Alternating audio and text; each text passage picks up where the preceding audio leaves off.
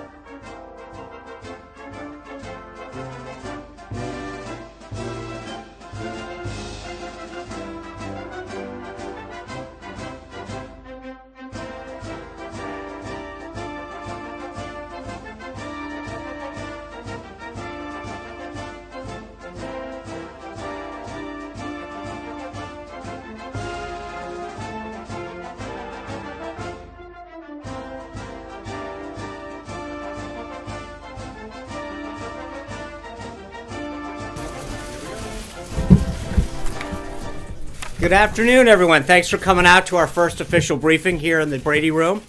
I was going to start with a little recap of the inauguration, but I think we've covered that pretty well. By the way, just as I get started, I know that Josh Earnest was voted the most popular press secretary by the press corps. So after checking my Twitter feed, I shot Josh an email last night letting him know that he can rest easy, that his title is secure for at least the next few days. Let me begin by saying that the president has been closely monitoring the severe weather in the southeast. He spoke by phone with Governor Deal of Georgia yesterday and offered his condolences and support. Today, President Trump is focused on fulfilling his pledge to pursue trade policies that put America first. The president began his day with a breakfast with key U.S. business leaders, where the focus of the discussion was on job creation and growing our manufacturing base. Business leaders who attended included Michael Dell, the founder and CEO of Dell, Jeff Fettig, the CEO of Whirlpool, Mark Fields, the CEO of Ford, Alex Gorski, the CEO of Johnson & Johnson, Marilyn Hewson, the CEO of Lockheed Martin, Klaus Kleinfeld, the CEO of Arconic, Andrew Liveris, the CEO of Dow, Mario Longhi, the CEO of U.S. Steel, Elon Musk of SpaceX and Tesla, Kevin Plank of Under Armour, Mark Sutton of International Paper, Wendell Weeks, the CEO of Corning, Chief of Staff Reince Priebus, Chief Strategist Steve Bannon, the Vice President's Chief of Staff Josh Pitcock, and Senior Advisor Stephen Miller. The breakfast was an opportunity for the president to hear directly from America's top business leaders about the challenges they're facing and take some suggestions about what policies and action can be taken to help them create jobs and grow our manufacturing base. The meeting included a really great exchange of ideas, and the president has decided to reconvene the group in a month and then have them meet on a quarterly basis. As you know, the president's vision is to negotiate fair trade deals that create jobs, increase American wages, and reduce Americans' trade deficit. He's appointed a tough and smart number of trade experts who will fight on behalf of American workers.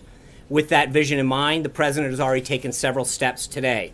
First, he issued a presidential memorandum withdrawing the United States from the Trans-Pacific Partnership. TPP is a multilateral agreement that includes the United States and 11 other countries. As the president has said many times, this type of multinational agreement is not in our best interest, and he's moving quickly to advance trade policies that increase the competitiveness of the American worker and manufacturer. This executive action ushers in a new era of U.S. trade policy in which the Trump administration will pursue bilateral trade opportunities with allies around the globe. This is a strong signal that the Trump administration wants free and fair trade throughout the world. Additionally, the president issued a memorandum reestablishing the Mexico City policy, stating that the United States will end the use of taxpayer dollars to fund abortions overseas, along with coercive abortion and sterilization practices. Finally, the president issued a memorandum outlining executive branch hiring. This memorandum counters the dramatic expansion of the federal workforce in recent years. In particular, it prevents filling vacant positions and creating new positions except when necessary to meet national or public security responsibilities. It does not apply to military personnel, and it ensures that the American taxpayers get effective and efficient government. Earlier in the day, the president spoke with Egyptian President El-Sisi. They discussed ways to deepen the bilateral relationship and support Egypt's fight against terrorists and bolster Egypt's homegrown and historic economic reform program. President Trump underscored the United States remains strongly committed to the bilateral relationship, which has helped both countries overcome challenges in the region for decades. The president committed to continuing military assistance to Egypt and working with Egypt to ensure that assistance most effectively supports the Egyptian military's fight against terrorism. The president also commended President El-Sisi for his courageous steps to address Egypt's economic challenges and offered to discuss ways the United States could support Egypt's economic reform program. Finally, the two leaders discussed a visit to the United States in the future. The president then had lunch with the vice president, where they recapped this morning's meetings and discussed next steps. They also had discussed plans to advance the president's legislative agenda to make America safer and more prosperous. Also today, the president signed designations for acting heads of executive departments and agencies to maintain continuity in those critical positions. At 3 o'clock, union leaders and frontline workers will meet with the president to discuss his pro-worker agenda. Attendees include Tom Flynn of the United Brotherhood of Carpenters, Sean McGarvey, President of the North American Building and Construction Trades Department, Terry O'Sullivan, General President of the Laborers International Union of North America, Mark McManus, the General President of the United Association, Donald Mullins, Steamfitters United Association, Local 602, Frank Spencer, United Brotherhood Carpenters, Doug McCarran, General President, United Brotherhood of Carpenters, Mark Coles of the Iron Workers Local 5, Joseph Sellers Jr., the General President of the Sheet Metal Workers Union / Smart Union, Thelma M. Matta, the Heat and Frost Insulators and Allied Workers Local 24, Mark Yurkowski, United Association Local 5, Stephen Dodd, the Sheet Metal Workers Union / Smart Union, Gary Massino, the Sheet Metal Workers Union Smart Union. The President has been honored to receive tremendous support from union working men and women on Election Day, and he's dedicated to growing and deepening their support. And he made it a priority to meet with these union workers on our working day one here in the White House. The offshoring of American jobs and lack of economic growth in recent years has hit American workers particularly hard. And the President's top priority is to retain and attract American jobs, which have already seen happening through his actions on Carrier, Sprint, General Motors, and so many more. At 5 o'clock, the President will host a bicameral bipartisan meeting with leaders here at the White House that will include the Vice President, the Senate Majority Leader, the Senate Majority Whip, the Senate Minority Leader, the Senate Minority Whip, the House Speaker, the House Majority Leader, the House Democratic Leader, the House Democratic Whip, the White House Chief of Staff, our Chief Strategist, Chief of Staff to the Vice President, and Chiefs of Staff from those respective offices.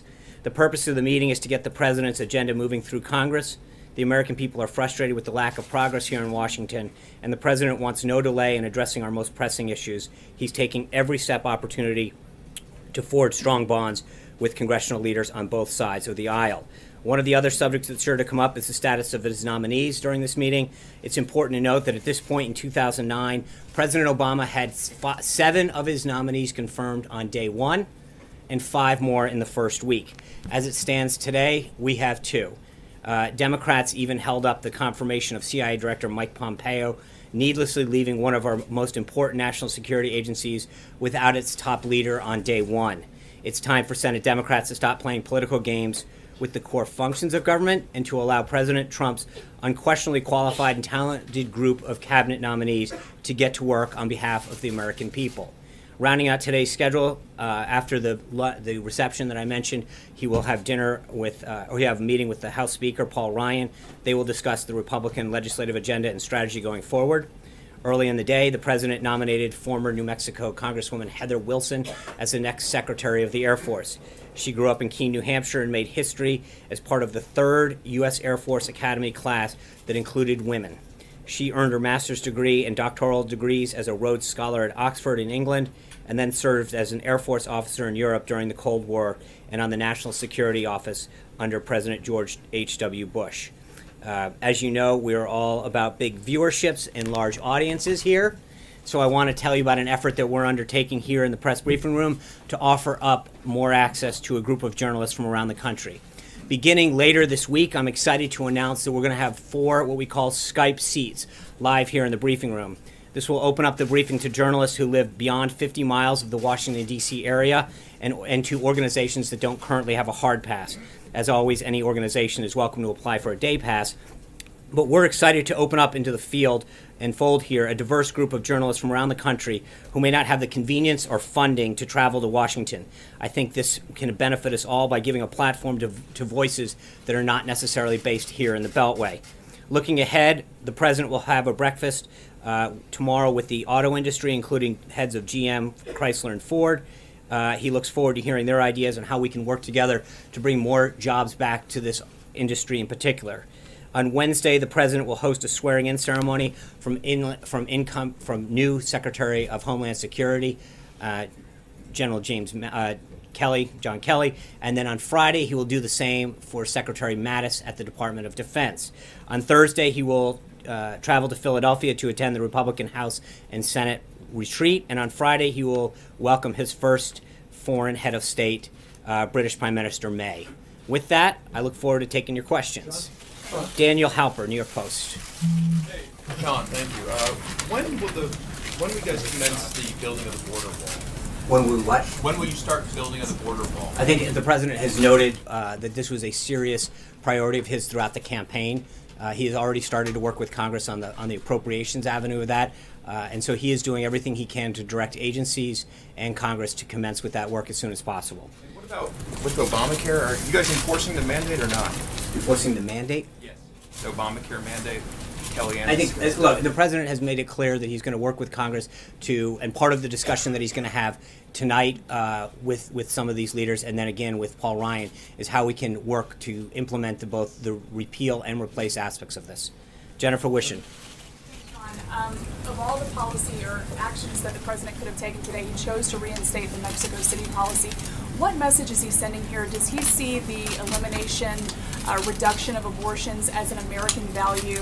And also, here at home, can pro-life Americans expect him to put his signature on legislation that will defund Planned Parenthood? Well, I think the president, it's no secret, has made it very clear that he's a pro-life president.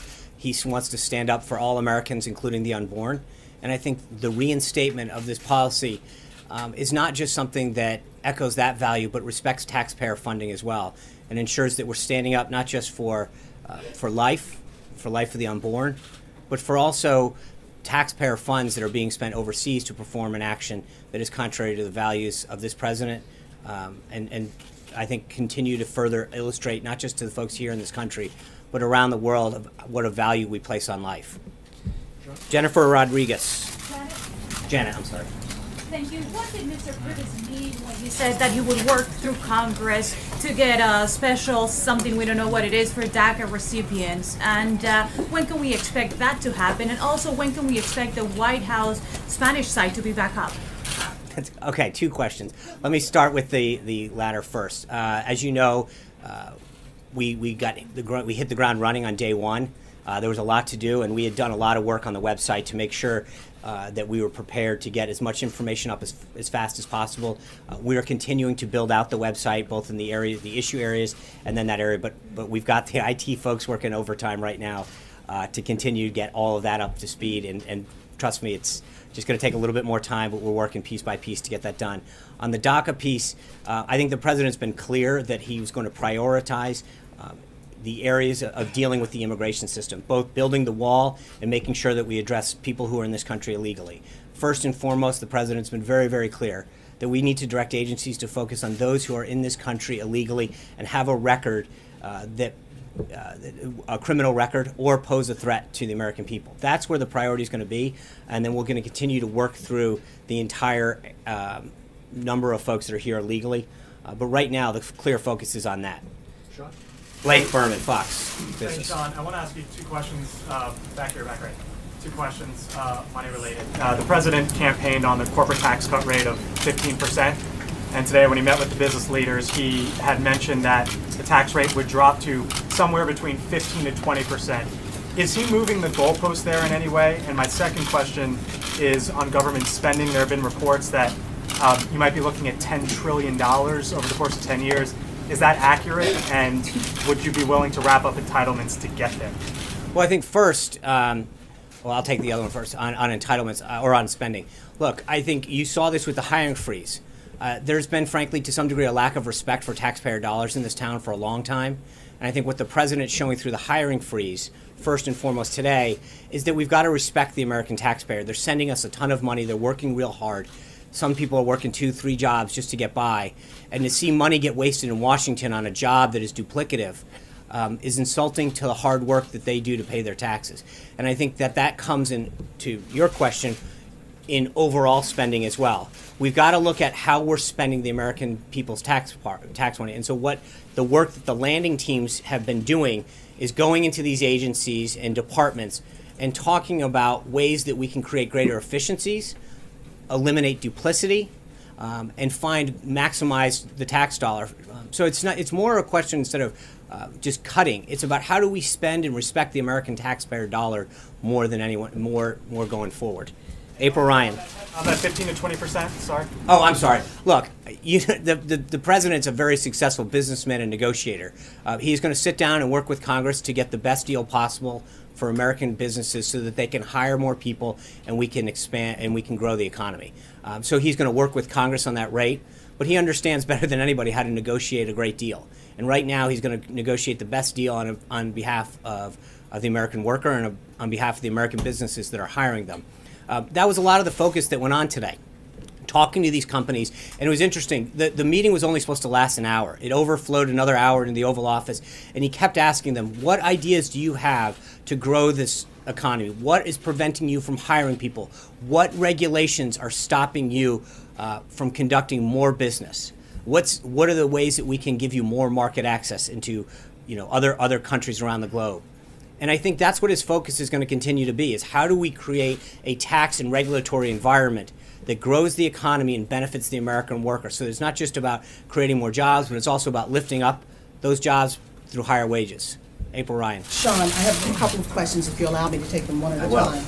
Elijah Cummings, Maryland Congressman, Democratic Maryland Congressman, confirmed that President Donald Trump talked to him at the luncheon about the high price of prescription drugs. When is this meeting going to be set, or is it coming up soon? And will the president be meeting with the full body of the Congressional Black Caucus as well as the Hispanic Caucus on issues related to those communities? Okay. Let's take one at a time.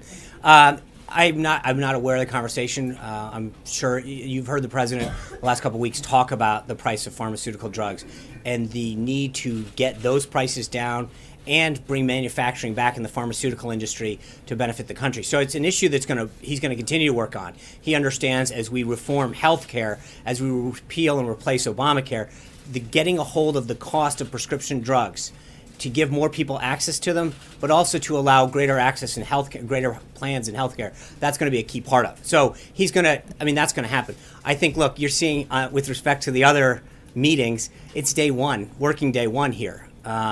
He's going to start with the leadership. He's going to have a great conversation with them. But then I think you're going to see a variety of meetings, the Congressional Black Caucus, the Hispanic Caucus, small groups of meetings. He's someone who really enjoys that kind of conversation. I think you're going to see a lot of meetings occur, like the ones that you did today, the business leaders coming in, these union workers. And it's interesting. The president was asking these folks today, how many of you have been in the Oval Office? 3 of them raised their hand. We talked to some of these union leaders, and we hear, we didn't get a lot of attention. And here we are on working day one. And you've got the president reaching out to some of America's best business leaders, and then some of the union workers and line workers, and bringing them in and saying, I want to listen to what's going on in your life. What can we be doing to help you? And I think that you're going to see a lot more of that, a listening president who's engaged in trying to figure out what policies and actions that he can take, that this government can take, that he can work with Congress to make people's lives better, to make their security better, to make their economic security better. But you're going to see a lot of that.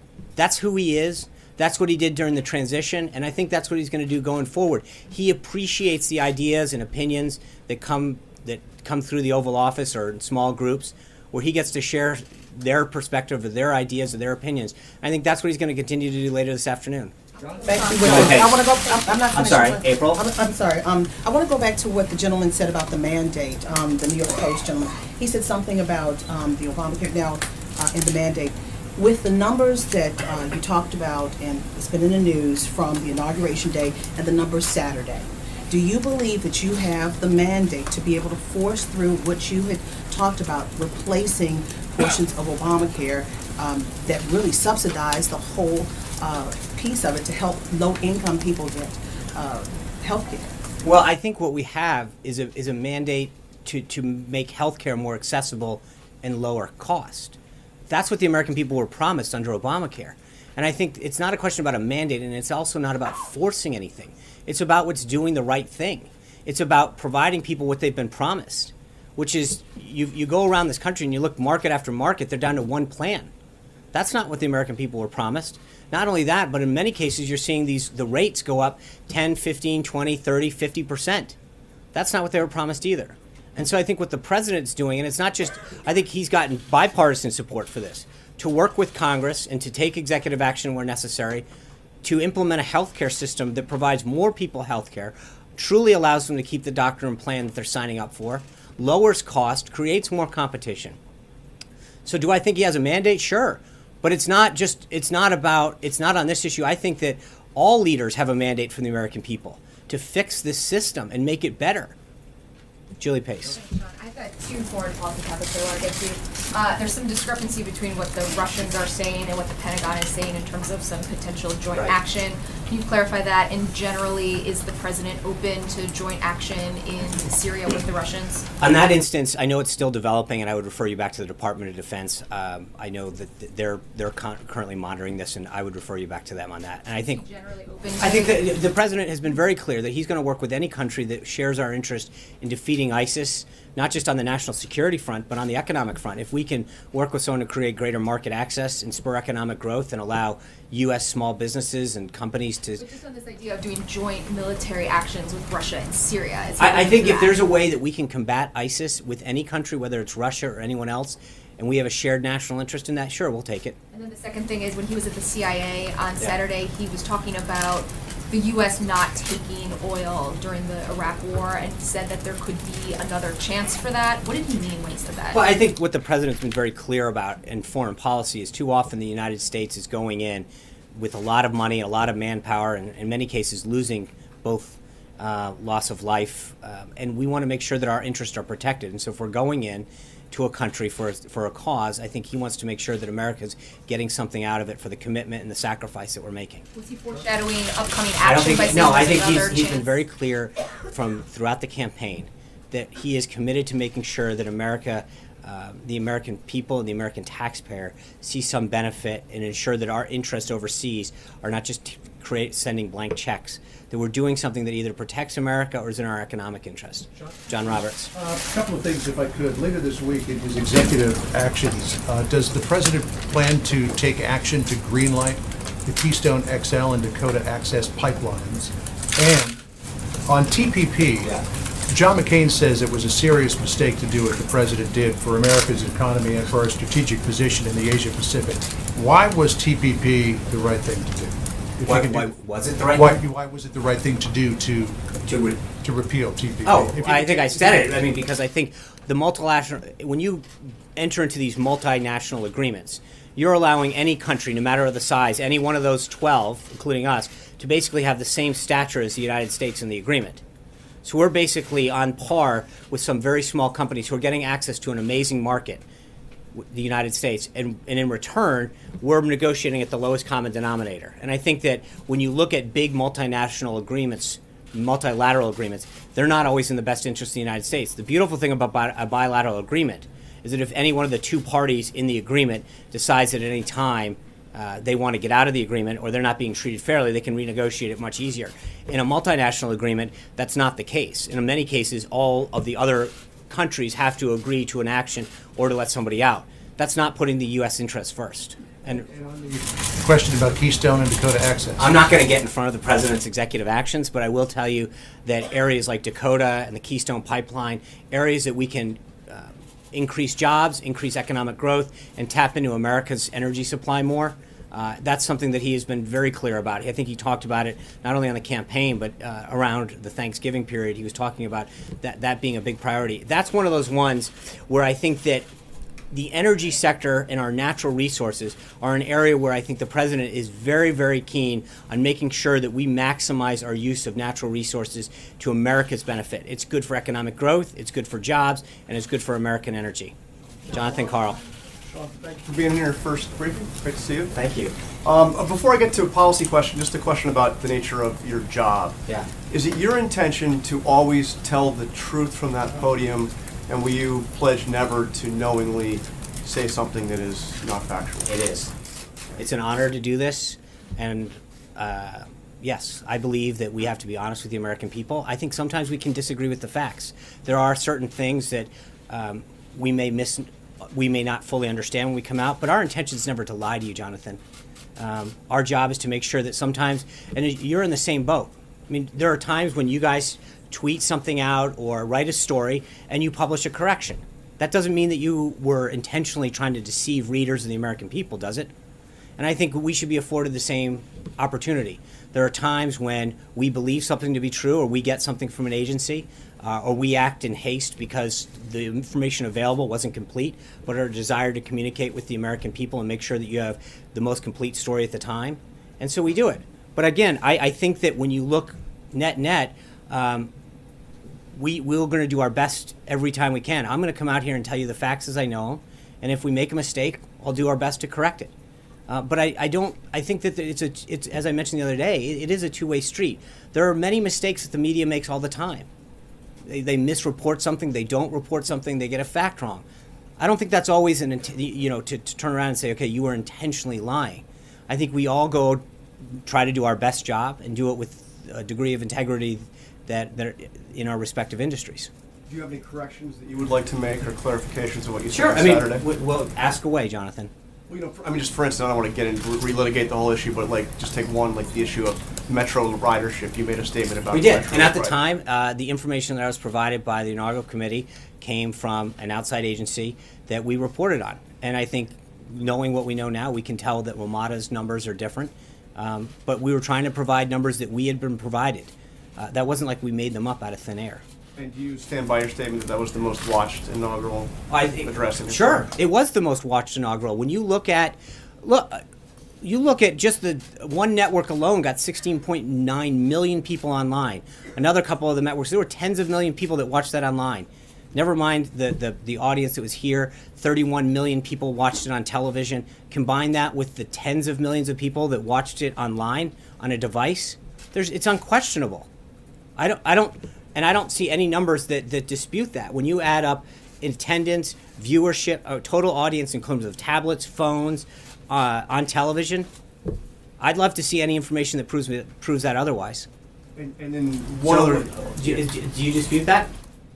Well, I don't want to get into numbers. I do. Okay, I mean, okay. I'm just saying, if you're asking me a question about my integrity, I have a right to say, if you add up the network streaming numbers, Facebook, YouTube, all of the various live streamings that we have information on so far, I don't think there's any question. It was that it was the largest watched inauguration ever.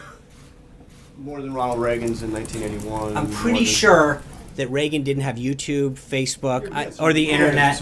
Yeah, I think 41 million people watched his. 41 million watched his, okay? So let's just take the Nielsen ratings, which are 31 million, and add it to CNN, 16.9 million. That's a little higher. So I'm just saying, you're asking me for numbers, there's just two entities together. And the approach that you took on Saturday, any second thoughts on Look, that? I think coming in Jonathan, look, I want this to, you know. I came out to read a statement, and I did it. We're here today, I'm going to stay here as long as you want. So I want to make sure that I think you guys might want to leave before I do.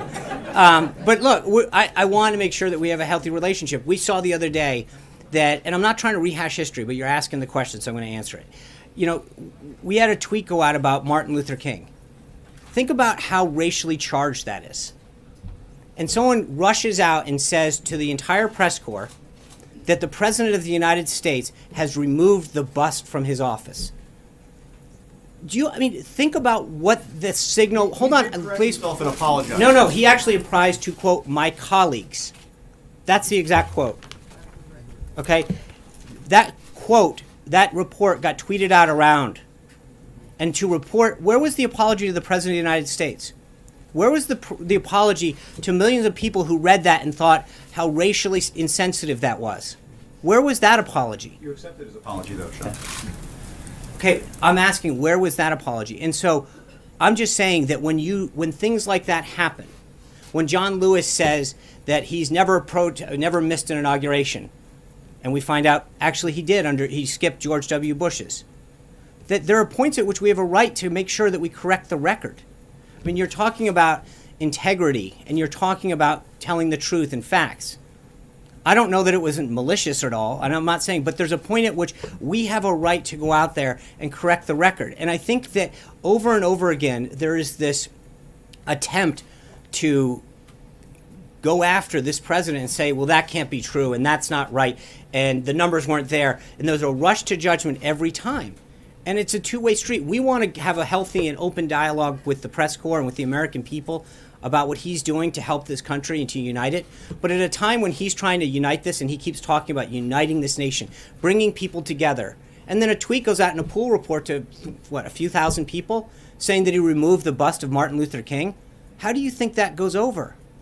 Sean, did the media invent the feud between the president and the intelligence community? Look, I think that you saw from the response the other day, he walked into the CIA, people were hooting and hollering, they gave him a 5-minute standing ovation. That doesn't look like a relationship they were excited. Media invention. No, but I think there's a difference between having differences with intelligence leaders and leaders of that community who had strong differences with, than the people and the men and women who toil every single day in our intelligence community. And it was reflected at the CIA. I mean, they came there, they were so excited. There was 1,000 people that applied for 300 plus seats. We ended up taking in 400 people. That doesn't sound like a huge feud. They were excited, they were clapping, they were cheering when he walked in. And to see reports that made it sound like there was some, fence mending that needed to happen, that sure didn't look that way when you walked in. I'm going to move on. Yeah. Sean, can I ask, what is the U.S. strategic interest in moving the U.S. Embassy from Tel Aviv to Jerusalem? And also, in the chat with President al-Sisi today, was the status of the Muslim Brotherhood discussed? Well, I think the readout, I just gave you the readout on the call with President al-Sisi, and I think that speaks for itself, what was discussed. And then, I'm sorry, the first part? What is the U.S. strategic interest in moving the embassy Well, from I Tel don't, Aviv to as I Jerusalem? noted yesterday through several press inquiries, there's no decisions. We're at the very early stages of that decision-making process. Yeah. John Sobel from BBC. Will there be a detailed discussion when Prime Minister May comes on Friday on the potential parameters of what a trade deal might look like? Is there going to be a joint news conference, and is Donald Trump going to get a state visit back to the UK later in the year? Well, look, we're here on working day one. We're excited that Prime Minister May is coming on Friday. We look forward to it. I'm sure that there'll be a discussion of trade. We'll come up to the degree to which I don't know yet, and I'm sure we'll have an opportunity to brief you out. I don't believe we have any plans right now for a joint press conference, but that's something that our team will be working out with Prime Minister May, and we'll keep you updated on that. Yeah. Trey Yates, One American News. After the executive order withdrawing the U.S. From the TPP, what specific steps will President Trump take to expand U.S. trade opportunities abroad? Well, again, I think when he talks to Prime Minister May, he's going to have a great conversation about the potential for greater trade with the UK. I mentioned earlier when he met with these manufacturers this morning, that was right up there at the top of that list.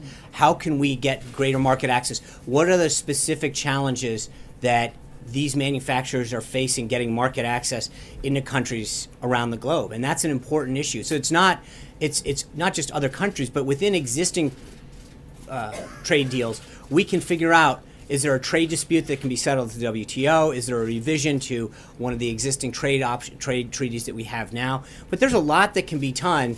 There are things that Congress can update to make sure that we're importing and exporting more to benefit American businesses. Does he plan to talk?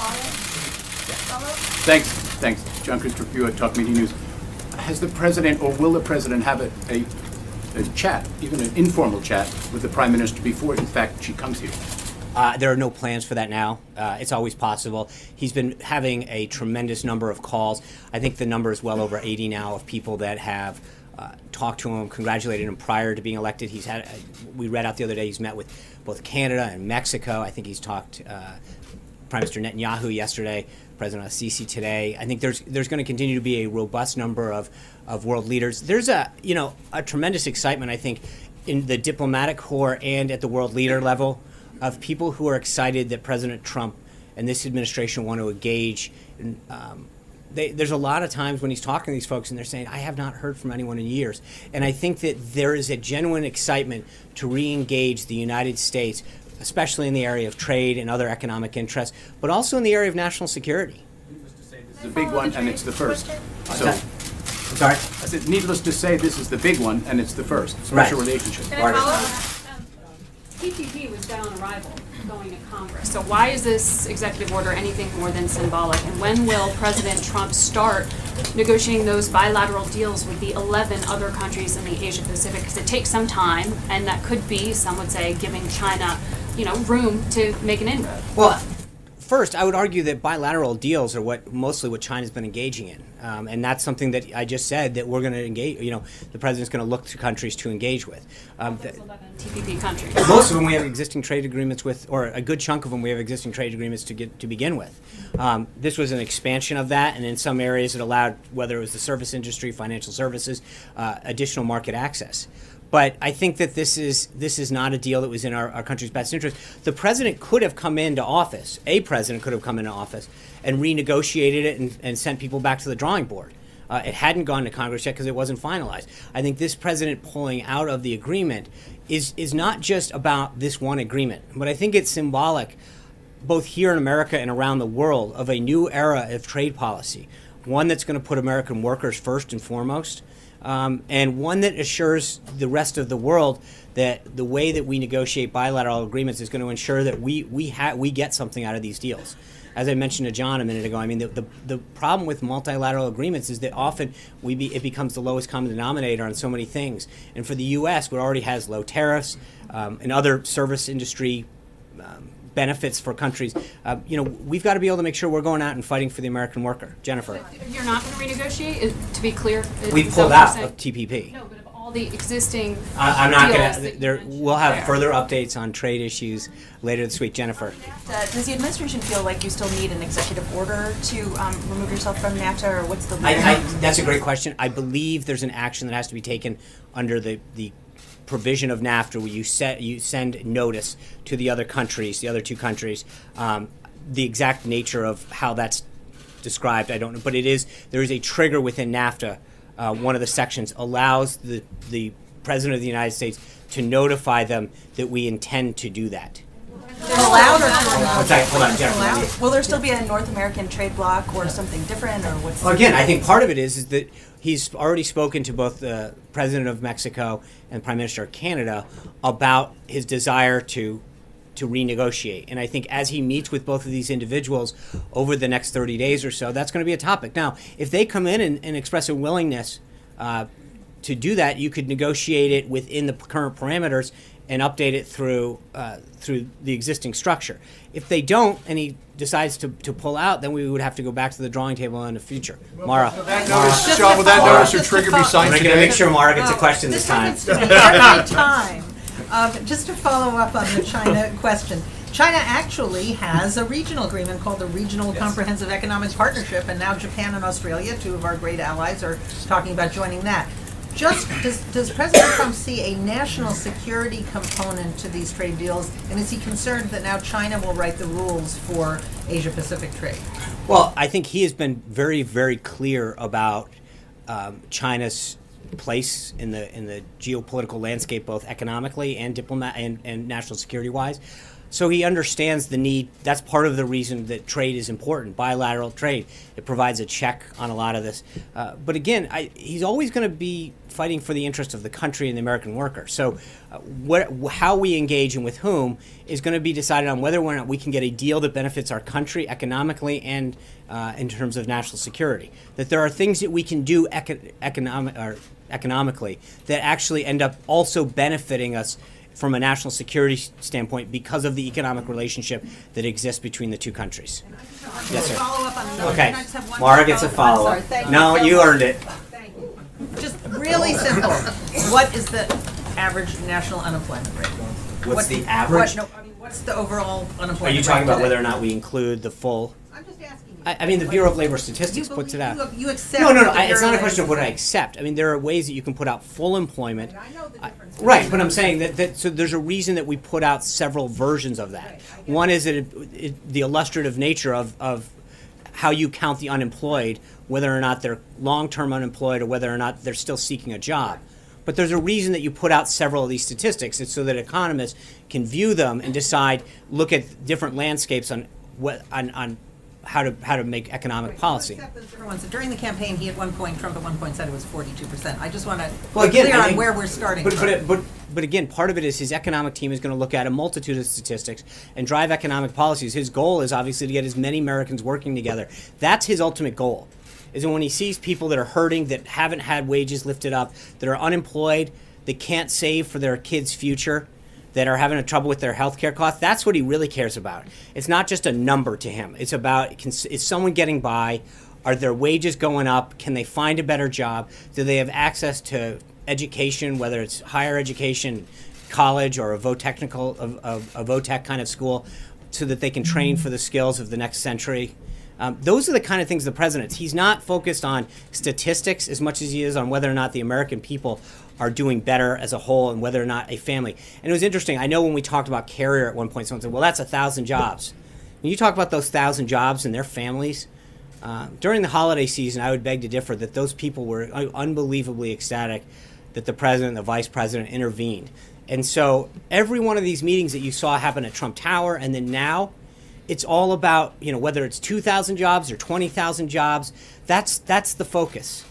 It's making sure that that small businesses have greater opportunity to be successful, that American workers can have their wages lifted up, that the benefits that they receive in terms of health care and education are something that provide them the support that they need. But that's what this is all about. I think for too often in Washington, we get our heads wrapped around a number and a statistic. And we look at and we forget the faces and the families and the businesses that are behind those numbers. And so I think that's where his head's at, is trying to look at those people that come to his rallies, that have come to his events, that he's met with in person, that are struggling and say, Mr. Trump, I'm working as hard as I can. I'm working 2 jobs, I'm doing everything by the rules, and I keep getting screwed. That's what he's fighting for, is that man or woman out there that's doing everything they can right, but can't catch a break.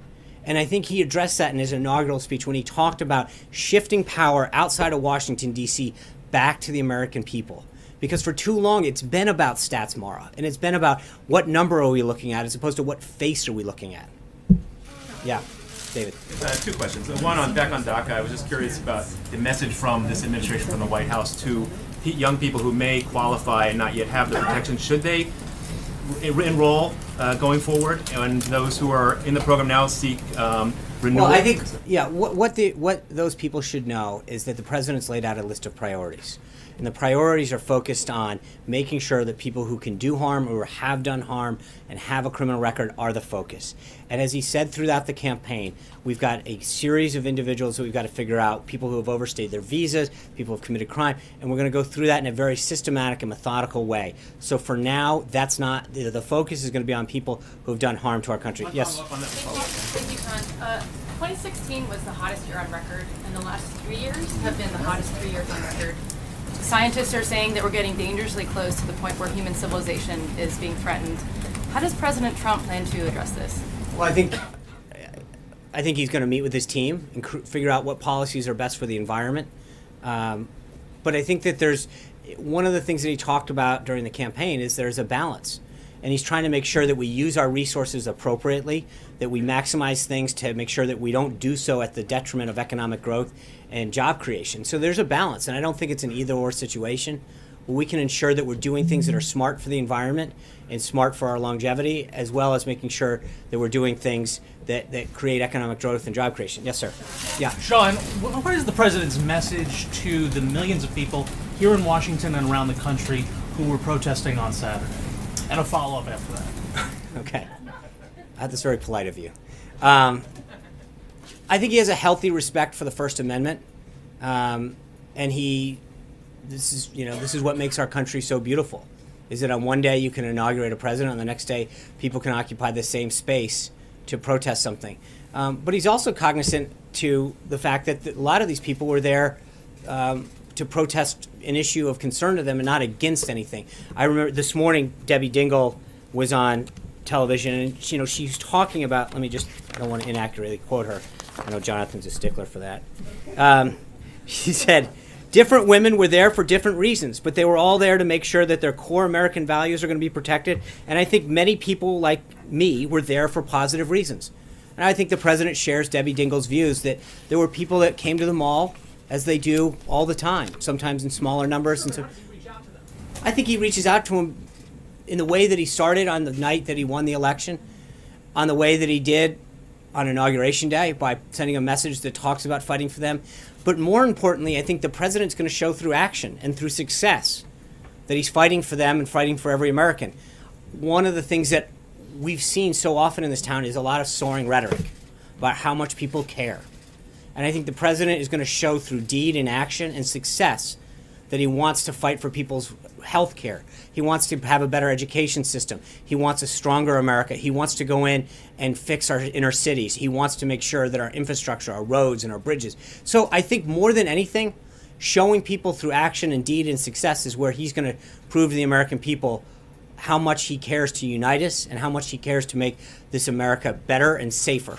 Follow up on the other side of this, another group that's coming. I to forgot you Washington. did ask. I did ask. That's Thank you polite. for remembering. Another group, and this is a follow up on CBN's question a moment ago.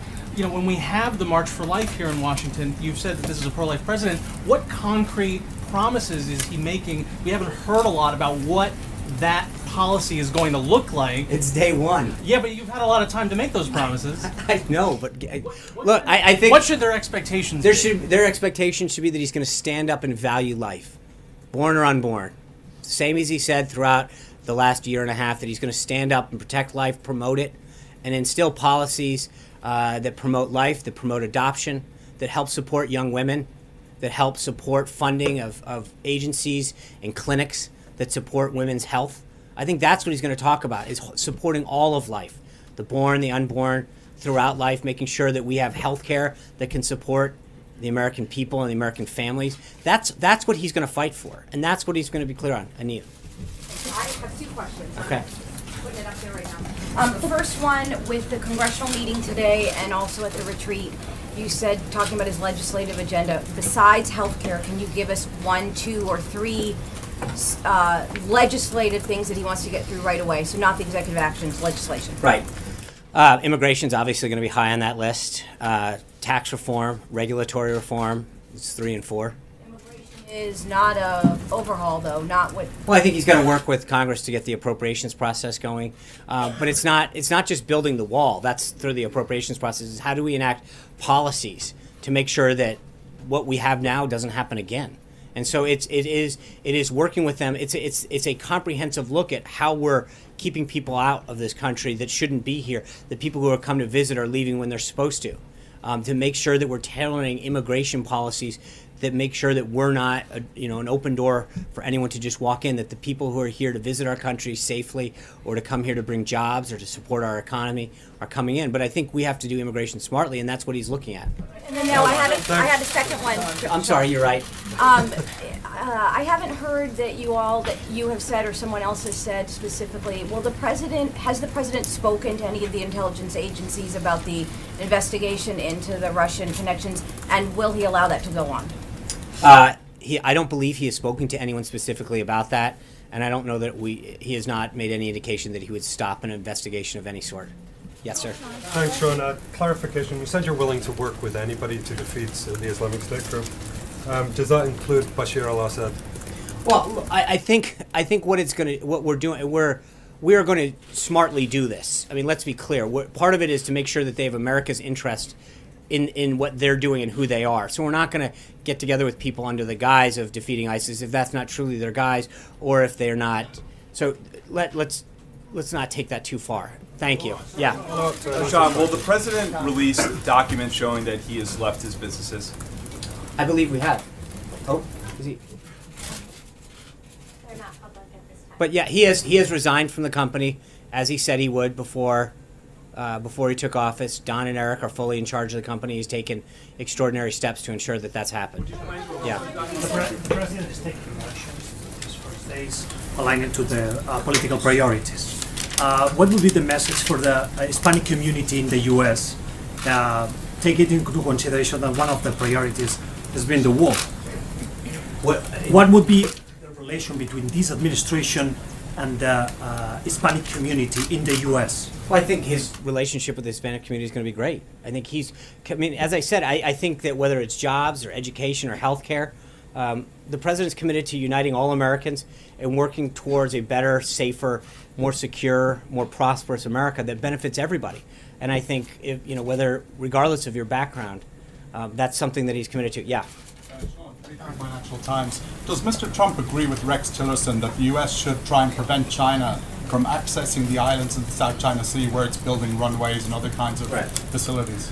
I think areas in the South China Sea that are part of international waters and international activities, I think the U.S. is going to make sure that we protect our interests there. So it's a question of if those islands are in fact in international waters and not part of China proper, then yeah, we're going to make sure that we defend international territories from being taken over by one country. Does that answer? Would you prevent China from actually reaching? I'm not those going to look. islands? I think I answered the question. I think as we develop further, we'll have more information on that. John Gizzi. Yeah, thank you, Sean. Thank you, Sean. I'll get to you, I promise. Yeah. And welcome to your first day on the job. Thank you. Very simply, there was an earlier question about Jerusalem and putting the U.S. Embassy there. And a lot of talk about executive orders. Is this something the president can accomplish by executive order? It is, but I think as I noted, John, it's very early in this process. We're at the beginning stages of this decision-making process, and his team's going to continue to consult with stakeholders as we get there. Yes, ma'am. Pena with La Opinion, and thank you, Sean, and course. welcome here. Thank you. So I have a follow-up on the housekeeping question about NAFTA. Are we not to expect then an executive order today to renegotiate NAFTA, or will he wait till he meets with President Peña Nieto next week? And on the other question I had is, he didn't mention Latin America at all in his in his inauguration speech. Does he plan to visit Latin America this year?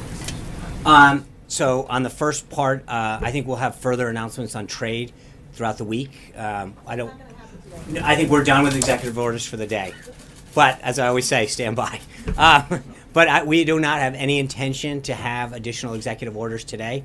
But I believe there could be some additional ones throughout the week on trade, and we'll have further updates for you on there. And then the second part. He plans to travel to Latin America, given that he left them out of his inauguration speech. Well, I don't think I didn't think he left them out. I think he was focused on this country, our American workers. I don't think he got into detail on any countries that I'm aware of or that I can recall. But I also think that we're here on the first working day. We're announcing Theresa May coming this Friday. We're excited to have the Prime Minister here. As I said, we've already talked about setting up a meeting with Canada and Mexico. He's talked to Prime Minister Netanyahu about having him come over. And then, as I mentioned, President al-Sisi. So we'll get there. We've got a lot of calls to return. There's a lot of excitement throughout the world and a lot of people who are really excited both to come here and to have the President visit them. Yes, sir. Sir, last week on LGBT rights, the log-cabin Republicans, a gay Republican group, delivered a white paper to the Trump team urging the president to maintain an executive order from President Obama barring anti-LGBT workplace discrimination among federal contractors. The president has said he's going to rescind the executive orders from President Obama that are unconstitutional, but will he maintain this executive order barring anti-LGBT discrimination? I don't know on that one. I'll have to get back to you on that one. I don't know that we've gotten that far in the list of executive orders, but I'd be glad to get back to you. President, will we send them? What's that? It's not. I just don't know the answer. I'll try to get back to you on that one. Yes, sir. On immigration, the Chief of Staff, I think, had said over the weekend, seemed to suggest that an executive order shutting down the DACA program had been ruled out. Is that officially ruled out as you guys go forward? Yeah. And does the President support action in Congress that would essentially permanently establish those protections? Yeah, for those I think I don't have anything further on the executive action front, but what I think I've asked and answered the DACA piece of this in terms of his priorities right now.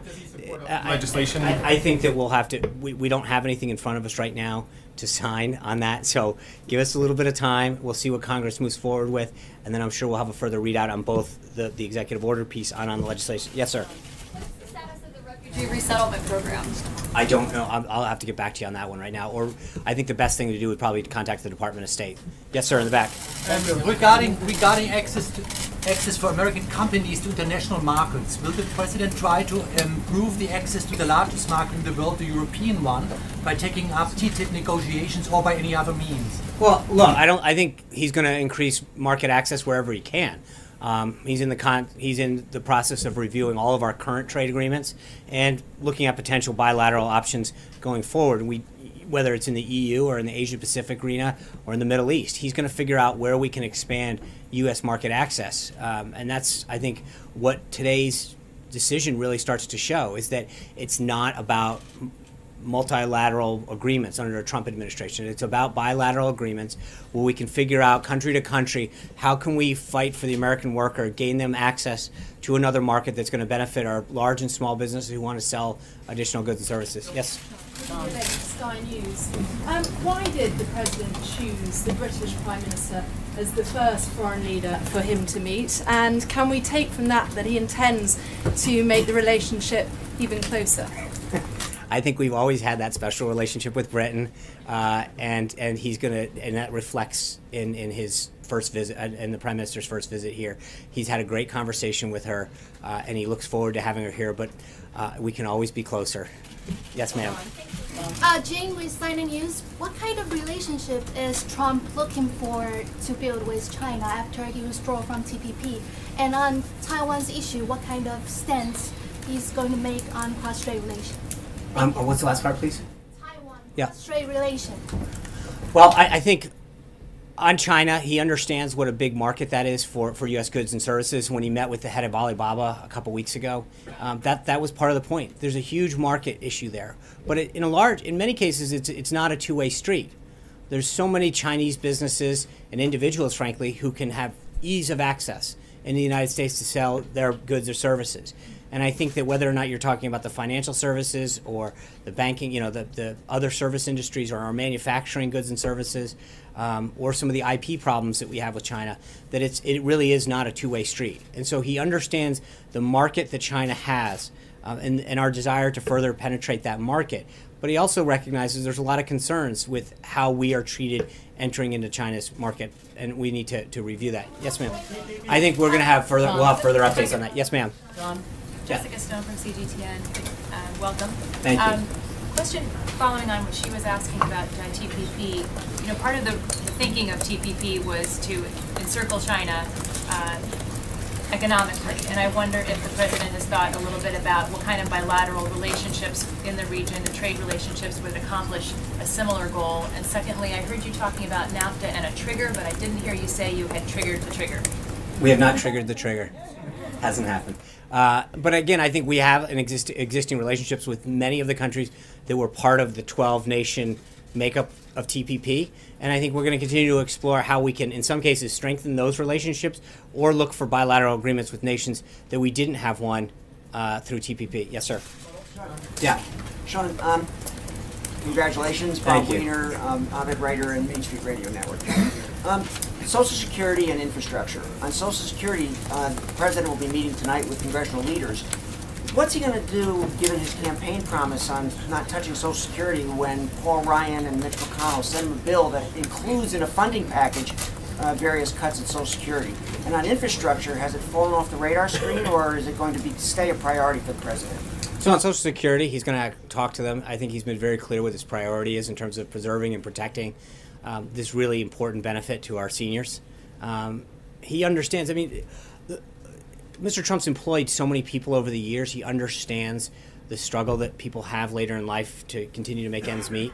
And I think that he is keenly aware of how important this program is to so many people in their later years. And so he's going to continue to fight to make sure that that's a program that is preserved and protected.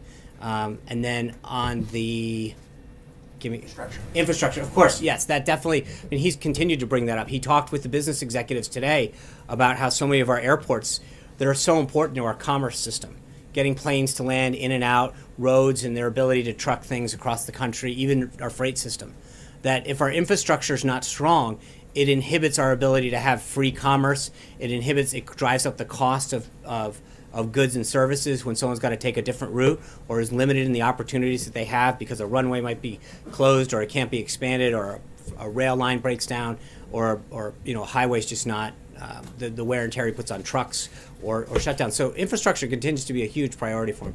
Yes, sir. Yeah, two questions. The National Security Council, the staffing of the National Security Yeah. Council, when do you expect to have those positions filled? We've got many of them filled. Many of them are. I'd have to get back to you on the number, but it's actually fairly robust right now.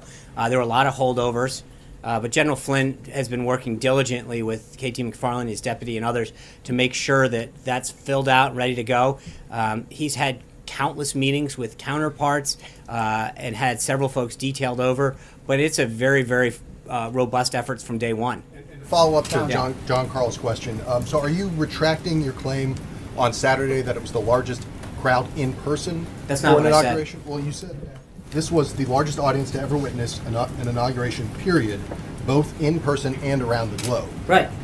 To Both witness in person, it was and the around the largest globe. Yes, the total audience it was.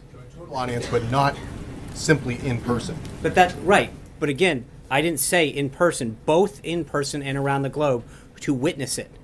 You're saying those together. That's actually what I said. It's not what I don't know how you can interpret it differently. That's literally what I said. To witness it in person and around the globe. Total audience, yes. But not both in person. Hold on, let me just. But you're saying here, just to clarify, you're not saying, and you weren't saying on Saturday, that it was the largest inaugural crowd in person. I am not. I am saying that it was the total largest audience witnessed in person and around the globe. Yes, sir. Just to go back to one other thing you said. Yes. Sources are telling CBS News, those with knowledge of who was in the room in the lobby of the CIA, that senior leadership were not among those hooting and hollering, and that there were some 40 people who were in the first front rows who were brought in by Trump and Pence and Pompeo. I'd like to give you a chance to respond to that reporting. I don't think that's accurate at all. In fact, I think if you listen to the audio of it, you can hear the excitement that exists there. There were some people that had to be off camera for obvious reasons, but I think when you looked at the number of people that were there, the audio alone speaks volumes to what had happened. I don't think that there's any question about that. So the people in the front who were seen on camera, those were CIA employees? I honestly, I don't have a seating chart. I think we had a very small footprint going over there. I don't know exactly who went over, but I don't know, maybe 10 people at most. Sarah, what's that? 10? We're in the travel going over. So 10 of 400. But plus. the people who were in the front rows, those were CIA employees? Some. So some were not? I'm sure we seated. I can't say. I'm not really sure why this matters. I mean, 10 people didn't yell that loud. You did say that they were hooting and hollering. Yeah, they were. There's not this rift between the intelligence community and the president? Because senior authorities within the intelligence community are telling CBS News that they're uncomfortable with that portrayal. And the notion that people within the CIA were applauding. All I can do is tell you to listen to the tape alone. I think you can hear a lot of that. Yes. Sean, a couple questions if I could. I know you've been out here for a while. Has the president formally requested or received Pentagon advice on how he could change the campaign against the Islamic State? I think he has ordered it. He's going to, as I mentioned, he'll be at the Department of Defense on Friday to swear in General Mattis as the next secretary. Well, to go through the ceremony of that. He is obviously the Secretary of Defense, and so. At that time, he will continue to have conversations about what he wants from them and the Joint Chiefs. Jim. Just to follow up. Yes. I don't mean to beat a dead horse on the issue of the U.S. Embassy in Israel. But right. Can you, at the end of the president's first 4 years, assuming at the end of the next 4 years, will the United States Embassy be in Jerusalem? Well, I think I've answered it twice now. We are at the early stages in this decision-making process. It's not whether, it's when and how. There's a reason you go through a decision-making process, and that's what we're in the process of starting right now. So I just don't want to get ahead of it. If it was already a decision, then we wouldn't be going through a process. Okay, I just answered the question. Thanks, Julie. Jim? First of all, congratulations, and thanks for taking the question. Getting back to Saturday at the CIA and your statement here at the podium, why make this crowd-size issue something to talk about at all? I mean, why get into it? Did it bother the president that much that he felt that you needed to come out here and straighten that out for us? And why did he choose the CIA as the venue to talk about that? So two things. One, I just got handed a note. All of the people were not, no one in the front row was Trump. They were all CIA. Front row. That's what you asked. First 3 rows. Okay. I'll find out who the other 2 were. I'm sorry, I just got you the front row. Give me a second. I'll get the second and the third. We're going to get to the 4th and 5th? Or? Okay, so let me see what I can do. Look, I think one of the things that happened, Jim, was that he kept hearing about this rift that existed. He talked about it a couple weeks ago after his briefing, how proud he is and how much he respects the intelligence community. And I think when he walked into that and he saw it, he wanted to make sure that people knew that what you're hearing on television or in reports about this rift, I have the utmost respect for you. I honor your service. I'm proud of what you're doing and the sacrifices that you're making. And I think that he wanted them to know that you see and hear all this stuff on TV about this rift that so-called exists. And clearly it doesn't matter. Like, don't believe what you're hearing. Know that I have a tremendous amount of respect for you. I appreciate everything that you're doing. And I think that's why he wanted to do it, is to make sure that they understand, they heard firsthand how much he respects them, how much he wanted to dispel the myth that there was a quote-unquote rift. But in terms of the crowd size issue, why bring that up at the CIA?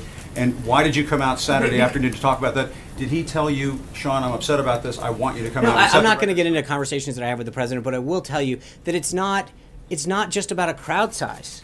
It's about this constant, he's not going to run. Then if he runs, he's going to drop out. Then if he runs, he can't win. There's no way he can win Pennsylvania. There's no way he can win Michigan. Then if he won, it's, he didn't. There is this constant theme to undercut the enormous support that he has.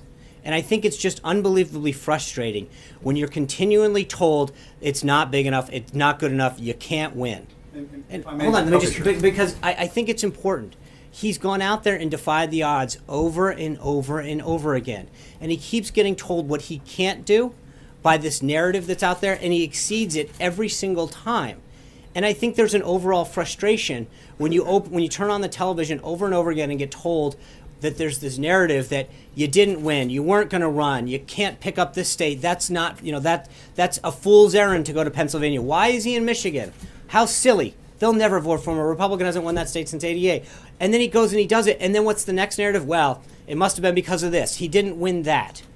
And then, people aren't attending your thing. Or John Lewis is the first person to skip his inauguration. Not true. And over again, the MLK bust. I think over and over again, there's this constant attempt to undermine his credibility and the movement that he represents. And it's frustrating for not just him, but I think so many of us that are trying to work to get this message out. And so I mentioned this to Jonathan, but part of this is a two-way street. Like, we want to have a healthy dialogue, not just with you, but with the American people. Because he's fighting for jobs, he's fighting to make this country safer. But when you're constantly getting told that can't be true, we doubt that you can do this won't happen. And that's the narrative when you turn on television every single day. It's a little frustrating. And I think that for those people around him, his senior team especially, but so many of the other folks that are either here in the administration, that gave up their time during the transition, they left a job to work for 3 or 4 weeks because they're so committed to having his nominees get through. It's a little demoralizing to turn on the TV day after day and hear, can't do this guy's not going to get confirmed, no way they're going to go through. But isn't that just part of the conversation that happens in Washington? No, it's and not. the scrutiny I that think comes with being president of the United States and working at the White No, House? look, I've been doing this a long time. You've been doing this too. I've never seen it like this, Jim. I've never, and again, I'm not looking to go back and forth, but you're asking for an explanation. And I think that it's important to understand that whether it's the president himself, the vice president, the senior team, the volunteers, or the people who are out there just, in America that voted for him or walked the streets or put up a sign, that to constantly told no, no, no, and to watch him go yes, yes, yes every time, and to come up to the next hurdle and see someone put a block up, gets a little frustrating. And I think that we are, and so you see this historic thing, and he stands there at the Capitol, and I was not that close, but on the platform, and you look out, and it's an amazing view, and it's just so many people who got in long lines, who had to go around all this different stuff to get in, and that was for the first time that we did have to go through fencing, that far out, and then to hear, well, look at this shot, and it wasn't that big. It's a little demoralizing because when you're sitting there and you're looking out and you're in awe of just how awesome that view is and how many people are there, and you go back and you turn on the television and you see shots of comparing this and that. I mean, and then you look at the stuff that's happening, the nominees that get put out, the Democrats stopping. There are 2 cabinet officials, ladies and gentlemen, that are taking their office today. He visited the CIA, and a director that was considered a consensus candidate wasn't approved. Where's the story? And I think that so. Isn't there a fair criticism that you've got bigger fish to fry? Like, why worry about a couple of tweets about crowd sizes? Because it's not. Because that's what I'm saying. You're minimizing the point here, Jim. It's not about one tweet. It's not about one picture. It's about a constant theme. It's about sitting here every time and being told, no, well, we don't think he can do that. He'll never accomplish that. He can't win that. It won't be the biggest. It's not going to be that good. The crowds aren't that big. He's not that successful. The narrative and the default narrative is always negative. And it's demoralizing. And I think that when you sit here and you realize the sacrifice the guy made of leaving a very, very successful business because he really cares about this country, and he wants to, despite your partisan differences, he cares about making this country better for everybody. He wants to make it safer for everybody. And so when you wake up every day, and that's what you're seeing over and over again, and you're not seeing stories about the cabinet folks that he's putting or the success that he's having trying to keep American jobs here, yeah, it is a little disappointing. So it's, you know. It's always going to be positive. Sometimes it's not. And sometimes we'll stories. make mistakes. I promise you that. But it's not always got to be negative, Jim. Some days we do the right thing. Some days we are successful. So it's not. It's part of this is saying when we're right, say we're right. When we're wrong, say we're wrong. But it's not always wrong and negative. There's a lot of things that he's done already. A lot of amazing people he's appointed, a lot of success that he's having. And it would be once in a while for someone just to say, report it straight up. He appointed this person, here's their background, not why they're not going to get nominated, not why it's not going to happen. So, one last thing, hold on. I can't. I know we're getting really into like facts, so just to be clear, there were no Trump or White House folks sitting down. They were all in the CIA to us. So not in rows 1 through anything from what I'm told. Hold on. I appreciate Julie's effort, but I wanted her. I've got Hallie. John, you got one. So Sean, Give me a second. A couple of questions for you, if you don't mind. First one on Russia. The administration was asked about multiple interactions between National Security Advisor Mike Flynn and a Russian ambassador. I believe you at the time, the administration at the time, said the calls were related to setting up a discussion later between President Trump and Vladimir Putin. Were those conversations about anything else other than setting up that discussion, and why has that discussion not yet happened between the President and President Putin? So there's been one call. I talked to General Flynn about this again last night. One call talks about 4 subjects. One was the loss of life that occurred in the plane crash that took their military choir. 2 was Christmas and holiday greetings. 3 was to facilitate or to talk about a conference in Syria on ISIS, and 4 was to talk about after the inauguration, setting up a call between President Putin and President Trump. That I don't believe that has been set up yet, because the call was to say after they did follow up. 2 days ago about how to facilitate that call once again. So there have been a total of 2 calls with the ambassador and General Flynn. And the second call came, I think it's now 3 days ago, that was to say, once he gets into office, can we set up that call? It hasn't, to my knowledge, has not occurred yet. Any other conversations between General Flynn and Russian members of the government? Not that I'm aware of. And when I say that, what I'm saying is, during the transition, I asked General Flynn that whether or not there were any other conversations beyond the ambassador, and he said no. And then one more follow-up on Julie's question from earlier on a statement that the president made on Saturday. Can you, and I just want to clarify your answer here, can you unequivocally state that this administration will not send more troops into Iraq to, as the president has put it, take the oil? I'm not going to talk about what we may or may not do. I think the president's been very clear that he doesn't telegraph forward what taking options off the table. That's not a good negotiating skill. That's not how he works. There's a reason he's been successful at negotiating, is because he does it in a way that doesn't telegraph to people what he's going to take on or off the table. Jeff Mason. Where's the president's thinking now on the Supreme Court? Is he closer to naming some nominees? And in a follow-up We to get 2? A nominee. Well, I was gonna- narrowing down his Make sure. nominees, I should have said. Okay. And at the end of the Obama administration, the number of prisoners in Guantanamo Bay was reduced to about 40. Right. What are the president's plans for that prison? So on the first, I think that in the next week or so, we should have an update on a nominee for the Supreme Court. It does. I think we'll have a nomination within the next couple weeks. he continues to make that a priority of his. On Gitmo, I think you're going to see further action. I don't want to get ahead of the president, but this is something that has been discussed and it is in his current decision-making process, how he wants to handle that. Yeah. The CIA issue, if I could just last one more. You said that the president disagreed with the characterization of a rift with the intelligence community. That's right. Do you dispute, though, his tweet about comparing the intelligence community to Nazi Germany? No, I think what he was talking about was the process, not the people, and that's a very different thing. Shane. 3 months ago, then candidate Trump was in Gettysburg and he made a whole list of day one promises. He called it a contract with the American voters. A bunch of them are not going to get done today because you said he's done with making executive orders, labeling China a currency manipulator, imposing congressional term limits, proposing that. I want to ask you, why not pursue all those on day one as he promised in a contract with the voters? Well, I think we're going to continue to sequence those out. I think part of it is to make sure that we don't spend our entire day signing executive orders and bringing you in. There's a way that we can do this to make sure that we're getting all of those things that he promised the American people done in short haste, and doing it in a way that doesn't just jam them out in a fire hose. And I think part of this is ensuring that we sequence these, that gives the American people the proper attention that they deserve. Because part of it is that if we put them all out on one day, they get lost in the ether, I think. And I think he made these promises and pledges to the American people because they're important to him. So.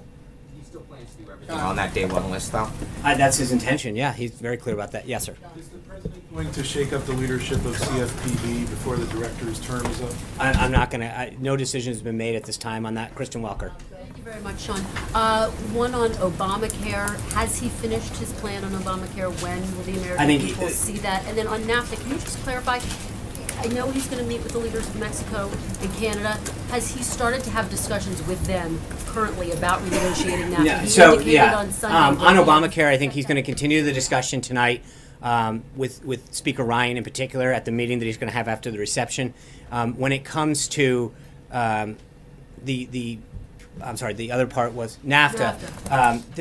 He discussed on the phone with both leaders his desire to reform it, but obviously his goal was to have that discussion when they come in person. And I think I mentioned yesterday the foreign minister of Mexico is going to come on the 25th, 26th to sort of set the table and have some of those meetings ahead of President Peña Nieta's meeting here. Now that he's officially in office, don't they deserve to see Well, that? again, this is his first working day. I think it's been pretty busy and robust, not just today, but in the 2.5 other days that we had. And I think you're going to see a lot more come out. But there's a lot of things that have to get done, and a lot of things that we're working on as a staff to get him prepared. He's going to continue to have very, very robust weeks. Thank you, guys. I appreciate it. This was a good first one. Huh? One more, please. Go ahead. Thank you, sir. Go ahead. First of all, congratulations. Thank you. And also congratulations to the president who made a history coming from the business community. My question is, last 2 days I have gone to a number of balls, Asian balls, including Asian American and Indian American balls. And most of those people were supporting President Korea's actions and also trade. But most important, across the street from U.S.-India Business Council, Mukesh Aghi, he represents 500 Fortune companies to and from India. And he said that his companies are supporting. So my question is that where do we go as far as U.S.-India and U.S.-Asia, U.S.-India business relations are concerned? Well, thank you for the question. I think that whether it's India or other countries throughout the globe today, as I mentioned, the goal is to figure out countries and markets that we want to access that benefit the American worker, help us grow manufacturing, the services industry. And so that's one area that we'll continue to work with the Prime Minister there on. But we've got a very robust agenda. Thank you, guys. It's been a pleasure. God bless. See you tomorrow.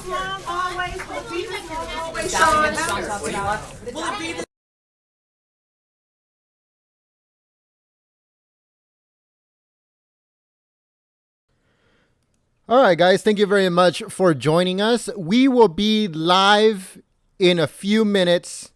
Make sure that you click that subscribe button and you hit the bell right next to it so you can get notifications of when we go live. President Trump is set to speak and meet with the Speaker of the House. So stay tuned for that. That will be coming later today. We will be streaming every single day for up-to-date events of the Trump administration. So make sure to stay here with us at Golden State Times. We are the new face of alternative media.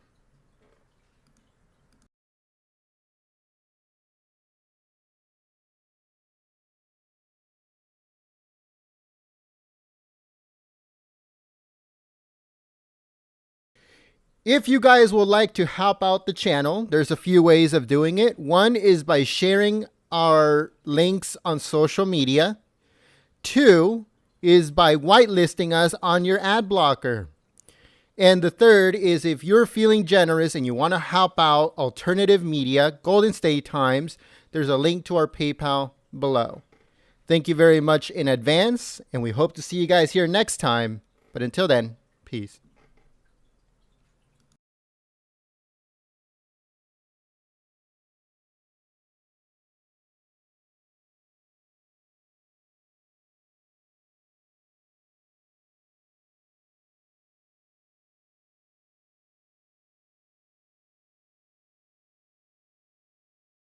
Again, we will be live a little bit later when President Trump meets with the Speaker of the House.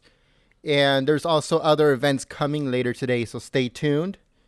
Again, if you are new to our community, hit that subscribe button. If you're already subscribed, make sure that you go to our main channel and you click the bell right next to the subscribe button. That'll give you the notification every single time we go live or we upload any news or special programming that we might have. So make sure to go on our main channel and hit the little bell right next to the subscribe button. Thank you very much.